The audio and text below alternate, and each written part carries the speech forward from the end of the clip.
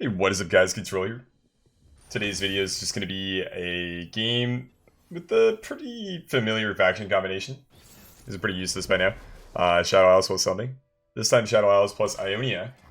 I'm jamming Zetalot tech that he hit Master with. Elise and Hecarim as well, but the difference is you also play one Zed, and it's quite a bit of a different build than the one that we've been working with recently. This guy's Elise Hecarim. He will have denies. I don't think we keep your nation. Probably don't keep Shadow Assassin either. Even Elise is not that great in this matchup, I don't think. Yes, so stuff like the Undying and the Butcher are a lot better. So the difference between this list and the one from Navi that we were playing the other day, that you diamond with really fast, was that this build kind of just revolves around last breaths a little bit heavier.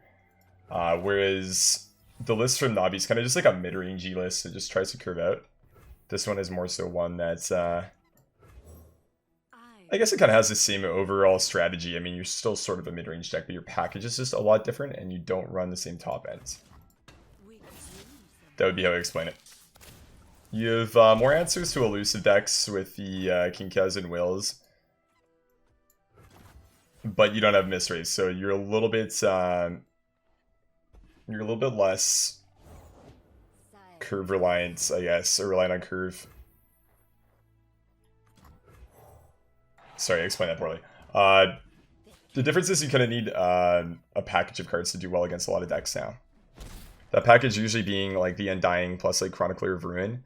So here we're actually going to Butcher our Undying to scale him. And then next turn we're just going to Chronicler of Ruin. To actually get two of them. We're going to have two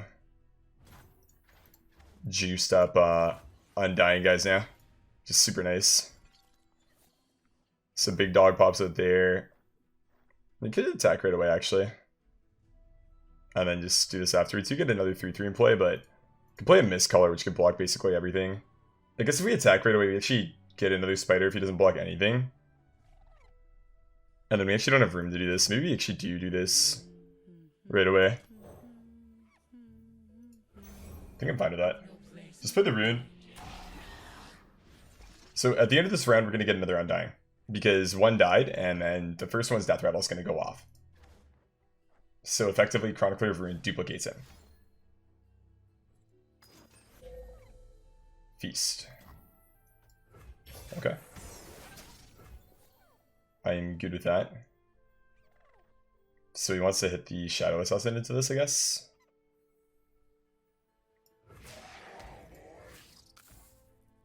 He can't block the Elise.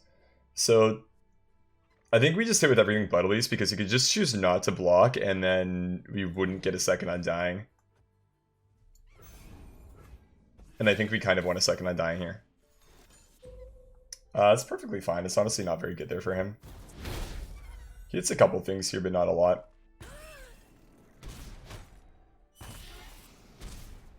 Also expends all of his mana crystals as well, right? Which is not great. There's our juiced up Undying, so we get two of those scaling now. It's really, really difficult for him to deal with that because these are just going to go in every round. It's not that tough to block them, but it's just a resource that we've kind of paid into now that's going to continuously reward us. It's definitely one of the cornerstones of the deck is just, you know, these Death Rattles that pop off. Or, sorry, these last witches that pop off. I keep on saying Death Rattle because of the Hearthstone. Being Curse Keeper early on. We get the 4/4s or the Undying that just synergizes super, super well with the Chronicler. I think here, so he's already attacked, he's on turn 5. We're fine playing the King Cow. It's got a big clunky card. Does stuff into the Shadow Assassin. Also, I don't have a camo on just because it's like super dark in my room and it's really late. Figured I'd just play a little bit more before bed. Because I saw this list and I was like, oh, this looks kind of dope. So I thought I'd jam some games before I passed out tonight. And here we are. Okay, so I think the play is about as simple as this. I really don't think there's too much more to it. I just learned this today. You can actually press A on your keyboard to make everything attack. And then I've been doing this space thing for a while, but you can press space to, you know, accept whatever actions here. So I think we're just full attacking and going from there. He doesn't really want this Eliza to die, so I think I'm happy with this. Second Withering, okay. That's still fine, I think. No real problems here. He clears a lot of our stuff, but I mean, our Undying skills, we still push 6 damage. Could actually Black Spear his Eliza if we want. Wraith Color's cool. I wonder if we should kill the Wraith Color instead of the Elise. I feel like the answer is yes. This card's just stronger. Should play King Cal first, just see what he does. I guess he's out of mana, right? So he can't really do anything, but I think that's still the play. Even if she levels up, it's kind of a big deal, but he needs 3 more spiders. So he's pretty far off that.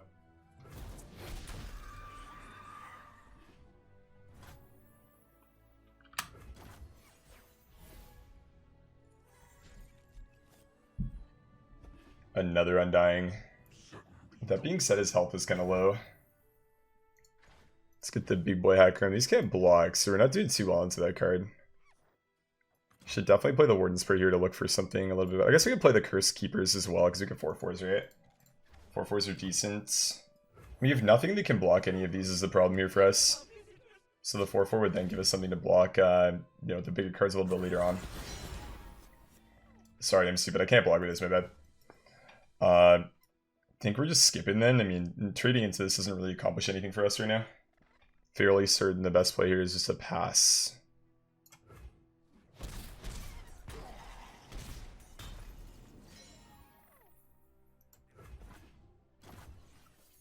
This is where you kind of want the Will of Ionia or like a Runation. That is beautiful. I think we would just open attack, let him block however he wants, and then play it and hope for the best.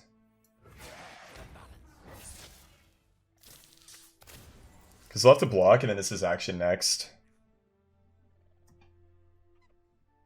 I would like to get the heals a little bit, right, with the King Cow. It'd be nice to, you know, get a couple extra health here. Go up to 10 instead of being its 8.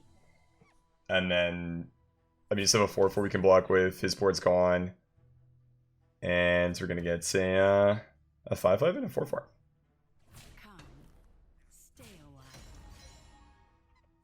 Okay. Well, cool talk with a 4/4.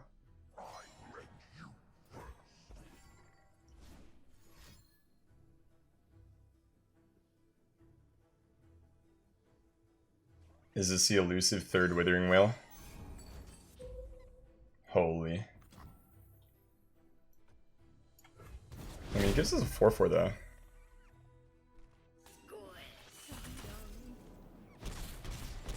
I guess it means that he's not dead, but is that really that good? So we have 11 mana right now, and he's at 2 with that, so he's definitely played into the Runation. In this case, I think we can just play our second Curse Keeper and then go Runation, because we have 11 mana, 8 and 3 the spell, so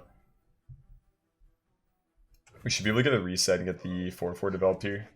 I think should be pretty good, because we can block whatever big shit he plays next round with this.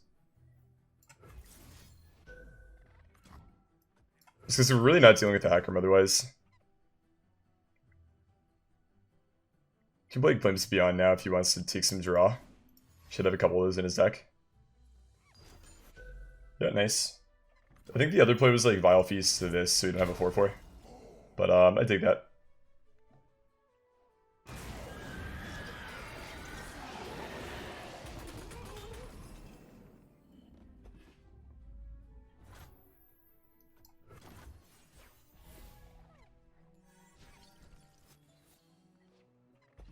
I feel like I need to give myself a daily reminder that this little symbol here, the shield with the X, means can't block. Because I feel like I forget that every other game that I play. I should just lead with the Warden's Prayer, see what he does. I don't want to play anything too big, I just probably want to block with that actually. Mystery is relatively large, and then let's jam a Hecarim. Kind of just wanted to wait for him to use his mana, so, you know, we could see if he could sell Vengeance or something. Which in this case he just can't. So we can go 4/4 into 4/2, and 1/1 into 1/1. And we can technically do this as well. Should be fine. I think we're just in control of this game now. Yeah, Mark's fine. We don't actually need this to win, right? Like, we're just going in with 9-9. The classic double Mark of the Isle play to kill the Hecarim. I dig it.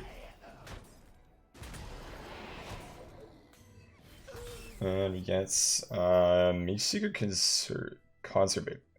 Mage Seeker Conservator. Holy, that was hard to say. Okay, not bad. Passes, so he's going. We'll play Amigo. I dig the stickers.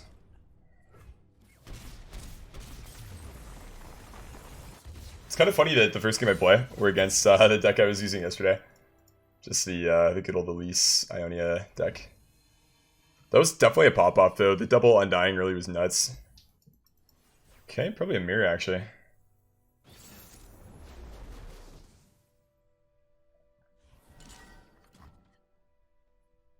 Decent. So the Lightblade's not the good. Curse Keeper's definitely good. I think a mirror, I mean, what we really want is just like a Chronicler of Rune, I think. It's a big one. Nice.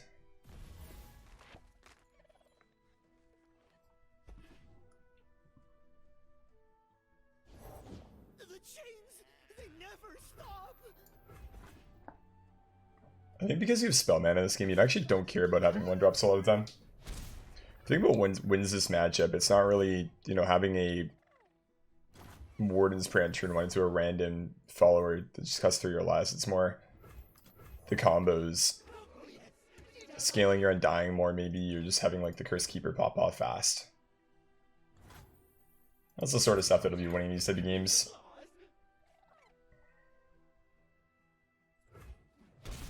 Should be one free. I think as people figure out how to play these matchups better, especially the mirror, you're gonna be popping these cards a lot. I think especially if this version of Shadow Isles in Ionia becomes really popular, then you know you probably end up becoming. So you're gonna end up running.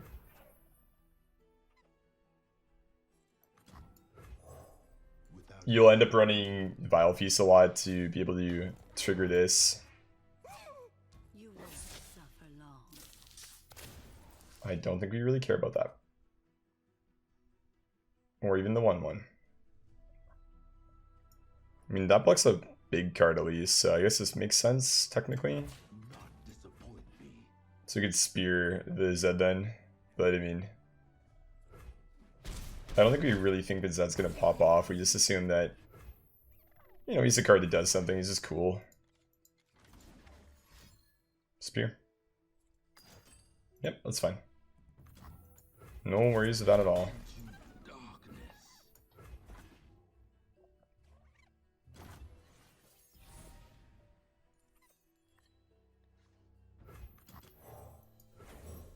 No thoughts at all. Play the 4 mana 7/7.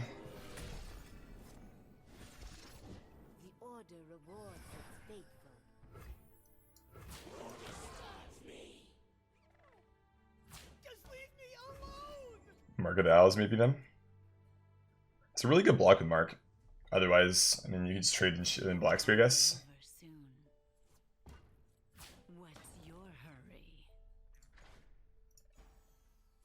This guy looks like Karthus. Glimpse, okay, that's fine. Blocks the damage.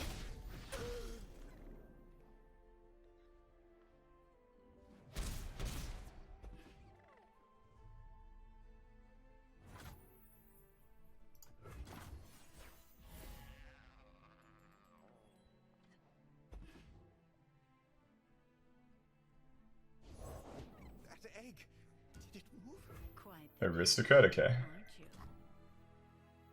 think we're fine just playing the Undying here.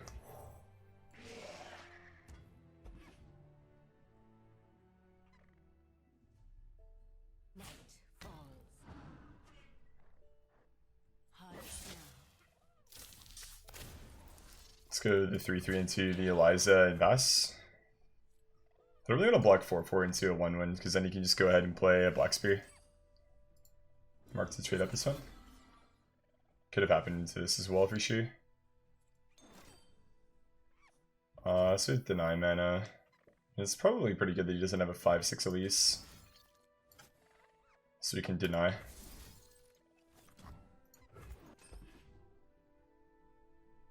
I was kind of holding that so he could play the Hecarim and have it so he wouldn't get, like, Mark of the... Oh, sorry, so he wouldn't get Will of Ionia, do something like that, but it's honestly fine too. If you're on evens and you want to attack with Hecarim right away on turn 6 and plan, then you usually want to have the spell mana if you have a deny in hand to back that up.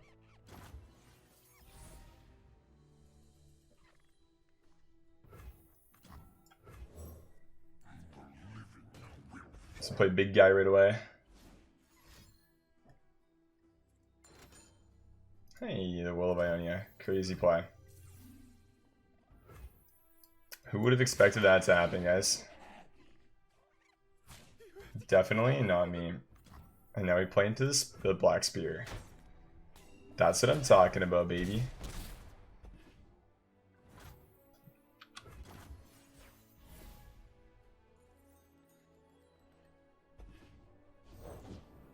His own Hecarim? Okay.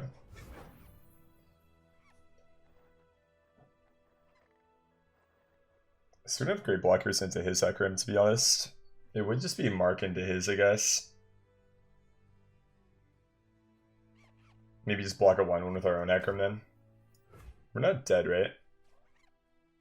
As we completely block that damage and then... It's only 10, yeah, he's 2 off. You could let him be 1 off and keep the Mark for winning on our turn, but I think this is probably stronger. If you want to play defensively, you could actually play the King Cow too if we want to heal up a little bit. It's probably a little bit better actually, because we can still play this next round.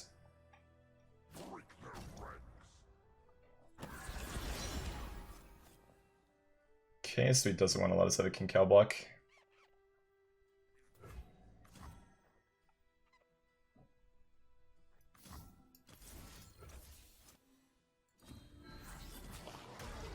So we're kind of hoping that we would get the King Cow with the Mark with this line, but this is fine as well.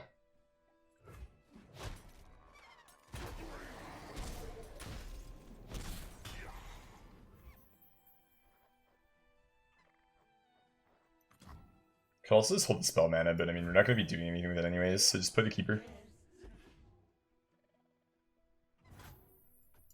It's honestly in a decent spot because he's up in spell mana and we're at 6. Deny. Okay, well, here's to second Will of Ionia.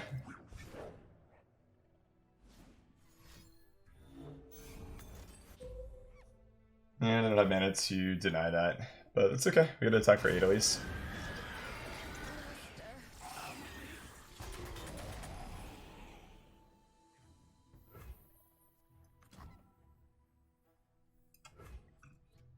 Attacking with an extra 1-1 is not valuable. These attacks always go in. You can actually develop after this, so just go for the prey.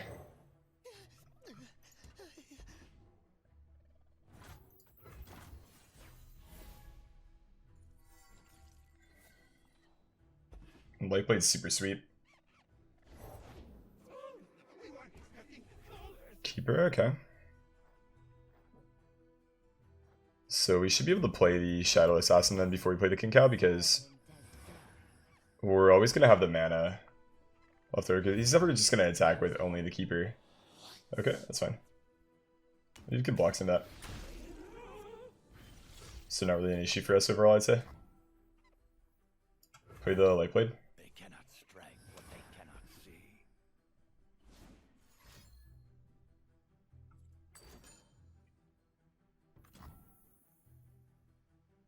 Can deny that if we want.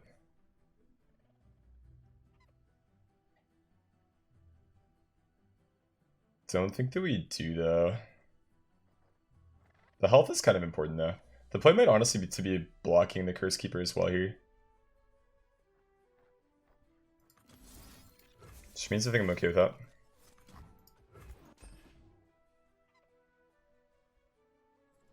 GG. I think marks were what we were kind of scared of maybe for lethal there. So that was good. Hey, thanks for watching. I hope you guys enjoyed the video. This is a little bit different than what I would normally do just because I generally record straight from stream, but I kind of just felt like playing this off stream a little bit because I wanted to jam a little bit more before I went to bed and decided to hit the record button. Anyways, I think the deck is pretty sweet. It's definitely quite a bit different than the Navi deck we were playing yesterday and having a lot of success with, but it's a different spin on Shadow Isles Ionia that you can still have a lot of success with. So thanks for watching, guys. Hope you enjoyed the video, even though it's a little bit different than normal, and I will catch you guys tomorrow. Have a great one.